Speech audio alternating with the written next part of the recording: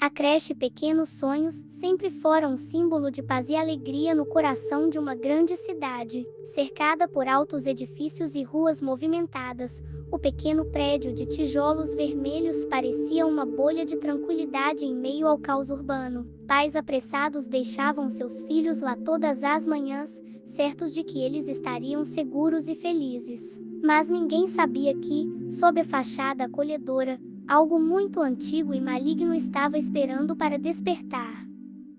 Na manhã daquele dia fatídico, tudo parecia normal. O relógio marcava 8h30 quando os primeiros pais começaram a chegar com seus filhos, beijando-os na testa antes de entregá-los aos braços das cuidadoras. As crianças, animadas, corriam para os seus brinquedos preferidos, enquanto as professoras já se preparavam para o dia de atividades. O som de risadas infantis enchia o ar, misturando-se com a suave música de fundo que tocava no sistema de som da creche. Nada parecia fora do lugar.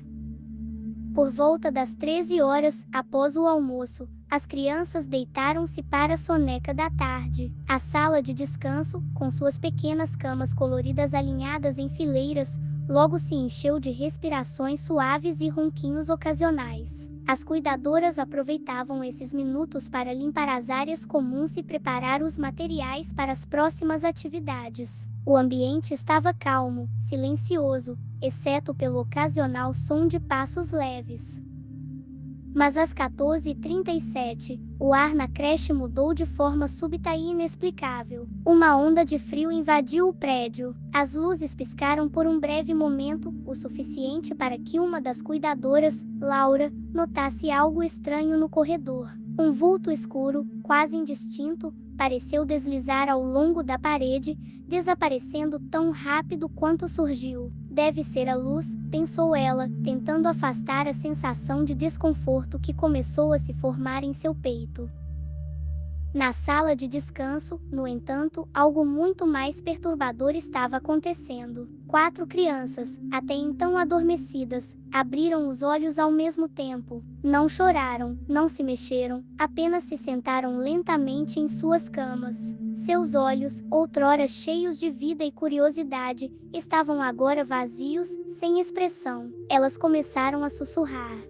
O som era baixo, quase imperceptível, mas de alguma forma se espalhou pela sala como uma corrente de ar, atingindo as outras crianças e as cuidadoras que passavam pelos corredores próximos.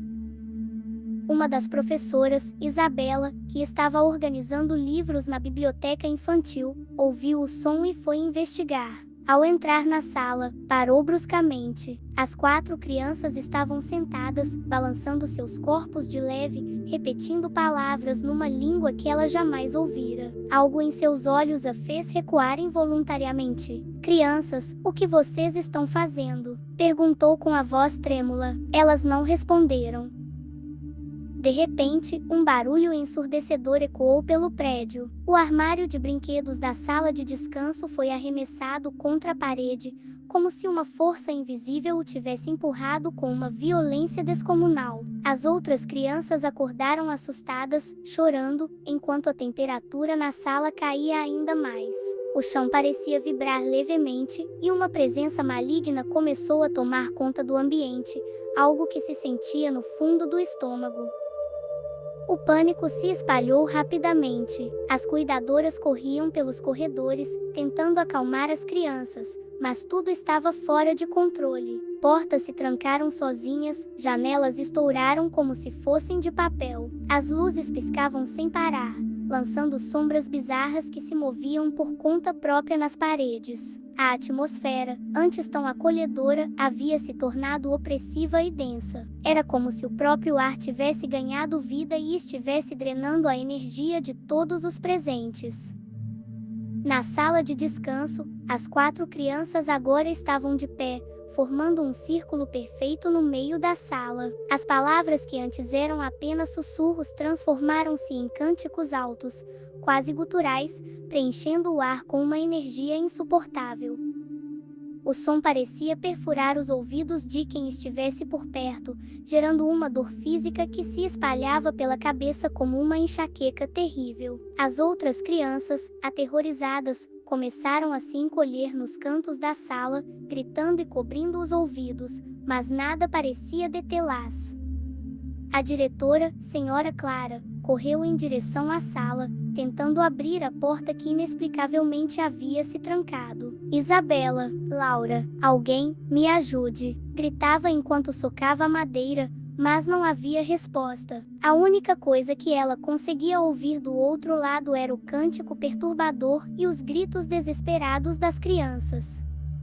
Quando finalmente conseguiu arrombar a porta, a cena diante dela era insuportável. O chão estava coberto de brinquedos quebrados, e as paredes pareciam manchadas por uma substância escura que pulsava de forma irregular, como se fosse viva. As 4 crianças pararam de cantar e se viraram para ela em perfeita sincronia. Seus olhos, agora completamente negros, fixaram-se nela com um sorriso perturbador que não pertencia a crianças. Está na hora, uma delas disse em um tom que parecia vir de outro lugar, muito distante. Clara tentou correr, mas algo a deteve. Ela foi puxada para o centro do círculo por uma força invisível. As crianças começaram a murmurar novamente, e as sombras nas paredes se moveram mais rápido, formando figuras grotescas que pareciam dançar ao redor delas. O ar ficou denso, quase irrespirável, enquanto a diretora sentia seu corpo ser erguido lentamente do chão. Os gritos ecoavam por toda a creche, mas ninguém mais conseguia entrar ou sair. No lado de fora, a polícia chegou, alertada por vizinhos que ouviram o barulho, mas os oficiais encontraram as portas trancadas e as janelas cobertas por uma escuridão impenetrável. As luzes da cidade, por um momento, piscaram todas ao mesmo tempo, como se houvesse um apagão. No entanto, as luzes das ruas, prédios e carros não foram as únicas a apagar. As vidas dentro da creche também foram extintas.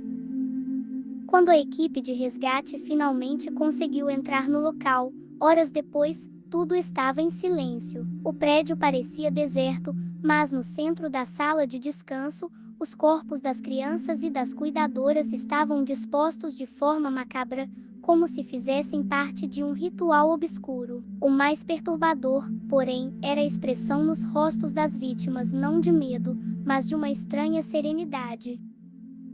As 4 crianças que iniciaram o caos estavam desaparecidas. Não havia nenhum sinal delas, apenas as marcas nas paredes e as palavras "eles sempre retornam" gravadas na madeira.